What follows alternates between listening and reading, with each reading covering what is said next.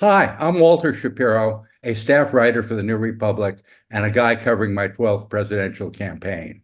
I am so pleased to be talking with Rick Wilson, who is one of the founders of the Lincoln Project, one of the original Never Trump Republicans, a fearsome political consultant and media consultant in his own right, and much more importantly, author of two books. One came out in 2020, Running Against the Devil, How to Run Against Trump. But the one I love more than anything is Everything Trump Touches Dies, which was his original Trump book. And it's such a great expression. So, anyway, we're really pleased. And we're really going to focus on how the Democrats can deal with the great threat from Donald J. Trump. And let me just start off, Rick, with the news of the week.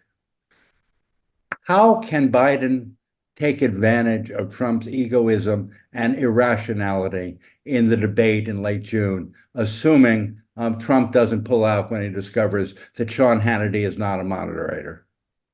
I put this debate strategy of Joe Biden. And first off, thank you again for having me on today. Folks, I'm a little rough around the edges. I've got a little bit of pneumonia, but we're going to power through this. One of the things that we know about Donald Trump is he needs an audience to function. He needs the cameras and the people and the roar of the groundlings. He needs the crowd. He needs that energy because trying to do the performative sort of Trump shtick on an empty stage in a room that's only cameras and a few journalists is a very different mental feeling for Trump. He needs that audience. He needs the great unwashed out there screaming his name in the course of these things because for him it's a big public performance. I think that when you put him on a stage, he has much less with no audience. He has much less energy, much less ability to play the sort of performance art distraction games that he plays. I studied all of Trump's debate performances in 2016 and his performances against Joe Biden in 2020 after this story popped up. And my conclusion was very simple. It's that, Donald Trump is in 2016, this has this physicality on stage, has this comedic sort of affect on stage. He's a great performer, but the guy that you're seeing today is a much more diminished creature than he was back then. And he was even diminished in 2020, where Biden was able to sort of shut him down a couple times during the course of those debates. So what I think we're going to see is Joe Biden will go in ready. Donald Trump does not prepare. He's sloppy. He's mentally, disengaged from, well, the kind of questions he'll be asked on stage. And if Joe Biden does it right, and I think he will, I think he goes in there and he pokes Donald right where it hurts. Hey, Donald, you're a criminal now. Donald, you're the one under investigation because you did these things. I think Trump will try to throw everything at Biden on Hunter and everything else under the sun, and it won't work. I think Biden has actually got a very good shot at this debate. Trump is not the figure he once was, and I think it's important for us to all realize that because he does have a sort of mythic stature from 2016 about how able he was to blow up all the Republicans and to frankly blow up Hillary Clinton. But what is really impressive is the fact that the Biden people suckered Trump into doing it without an audience. And of course, Absolutely. they have the wonderful argument that the four Kennedy Nixon debates, which Joe Biden and Trump are both old enough to remember, all Yes. took place in TV studios without a live audience. Right. Actually, one was on the West Coast and one was on the East Coast, and it was a split screen TV studio debate. Yep. Yep. I think that getting him into a studio with real reporters, not Sean Hannity asking him, softball questions, and getting him into a studio where he can't play that energy game with the audience that he depends on and thrives on. I think it was brilliant, and I think again, Joe Biden. I know one thing about Joe Biden, and I've watched him since he went on congressional delegation trips with us back when I worked for the elder President Bush when I was a child. Oh, the Um, Bush, not that elder. He did push-ups. I remember him doing push-ups in 1980 in the Des Moines YMCA to prove that he was up for the 80s and the elderly 69-year-old Ronald Reagan wasn't. we do live in a world now where where I think both of them would have been shocked. I mean, I can remember reading something one time where a guy said, "Well, I'm 55 now. I've lost my shot at running for president." Not anymore, pal. But but look, I think Biden will prepare. He is a guy who's been to been through a lot of debates, and he's also been a guy who, um, as a guy who served in the Senate for so long, is accustomed to talking about things, is accustomed to articulating things. Trump will go into this debate, I suspect, looking to dump all of his grievances out there, looking to go at Biden and say, "You're causing all my problems. You're causing all my court cases." And if Biden's smart, he's going to say, "Look, Donald, I wasn't the one who slept with a porn star. You brought this on yourself. I wasn't the one who stole classified documents. You brought this on yourself. I wasn't the one who tried to overthrow a free and fair election. You brought this on yourself." And and I think You Trump will think melt down over that because he needs to have people say, "Oh, you're right, Donald. Oh, it's so bad. They're all against you." So I do think we're in a very interesting spot when it comes to luring him into an environment where he is not good at this fight. Let me ask a question that I would have asked to start off with if they hadn't announced the debates, which is a simple thing of my observation. Why are the Democrats so bad at messaging? you know, I think I I've will hit give the you I will give you this perspective as an ex-Republican because very frequently Democrats believe that elections are about policy and not about emotions. And sometimes they can touch on policy, but mostly they are about human behavior and connection and psychology and emotion. And whether that's a dark psychology in the Republican Party of telling all those voters for years and years, they're coming to get you. The brown people, the black people, they're going to kill you all. And so you have to vote Republican. Or it's more or it's more emotionally we're trying to save your children from trans people and the gays, or there's a whole catalog of imaginary demons Republicans are great at invoking. Democrats come out and say things like, "Well, parts per billion of carbon at 475 parts per billion." No, stop. It's got to be more emotional and evocative and engaging and personal. I mean, look, Barack Obama was a singular campaigner, a singular political figure of our lifetimes. His entire campaign philosophy, his entire policy positions could be summarized as hope, change, yes, we can. This was not a guy who was out there arguing in this granular way about the economy or climate or guns or women's rights or anything else.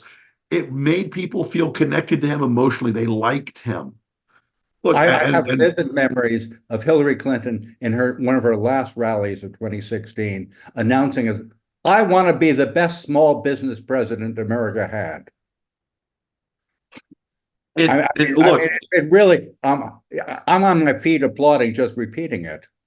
set aside set aside all of Hillary's accomplishments. There is a certain natural felicity and grace to a great candidate. Ronald Reagan was a great candidate. Barack Obama was a great candidate. Bill Clinton was a great candidate. George W. Bush was actually a really good Oh, candidate. People, he was very, I saw him early on in small rooms of like yep. 200 people in South Carolina in 1999. He was terrific. You walk out of a room with George W. Bush, no matter what you think about him post hoc, but you walk out of a room when he was campaigning and you're like, that is a likable motherfucker. That is a likable guy. That is a guy I could sit down with and eat barbecue with. And Barack Obama was the same way. Bill Clinton was the same way. You came away thinking, wow, And I not get only this could guy. you He eat gets me. barbecue with Bill Clinton, but he takes some of yours. Exactly. But look, I mean, the messaging part of this comes down to something I think that is really fundamentally different about the two parties. Inside the Republican Party, as a young operative working, in 1988, I worked for Lee Atwater. I did field operations for Florida for the Bush campaign. Okay, you grow up in a Republican Party as an operative, as a consultant, as a campaign guy, and you have two lessons. Number one, just win. Number two, stay on message. If you have any confusion about rule one, refer to rule two. If you have any confusion about rule two, refer to rule one. You always, focus on how you get to the X fastest. And Democrats, they want to persuade people about the robust intellectual underpinning of a philosophical idea, and it just doesn't work. And it is a disconnect to this day.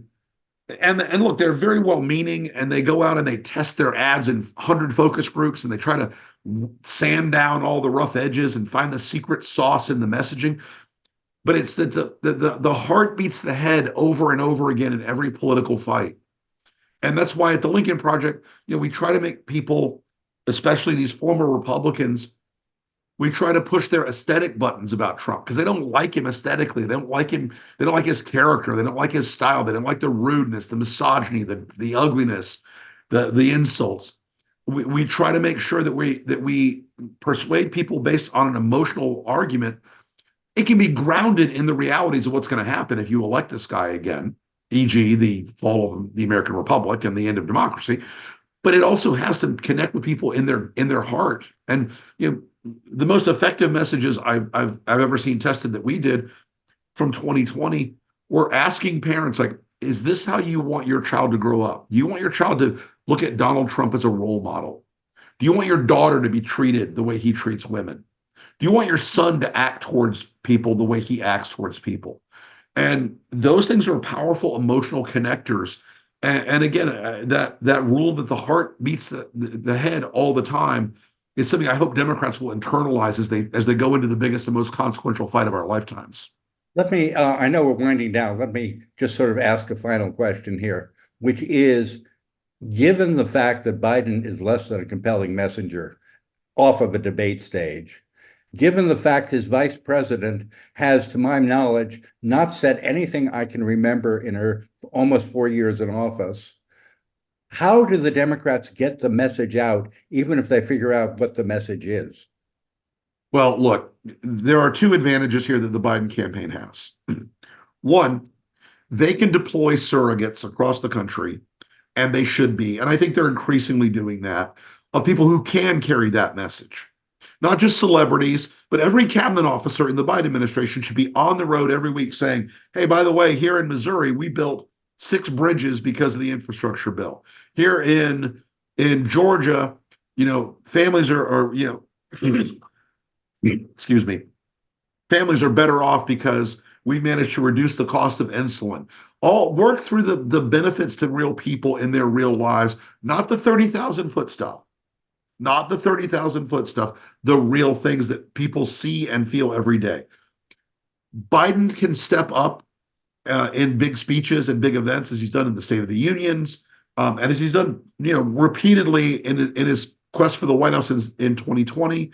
And I think Biden has a chance to connect to people and just to own a lot of it. Like, this is it, guys. This is my last rodeo. This is the end of the line. Would I love to be home watching my grandkids? You bet I would. But we face a battle against a man who will destroy everything we all hold dear. I'm going to fight that last fight for you. I'm going to stand in the line one last time for you. I'm going to put it all out there one last time because I love this country and I love you guys so much.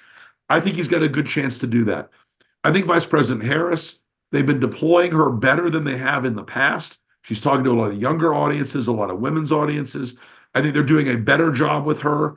And luckily, when it comes down to the vice presidential debate, we're going to have someone who makes Mike Pence look like he was reeking pure charisma by the time Trump finishes the freak show of his vice presidential selection.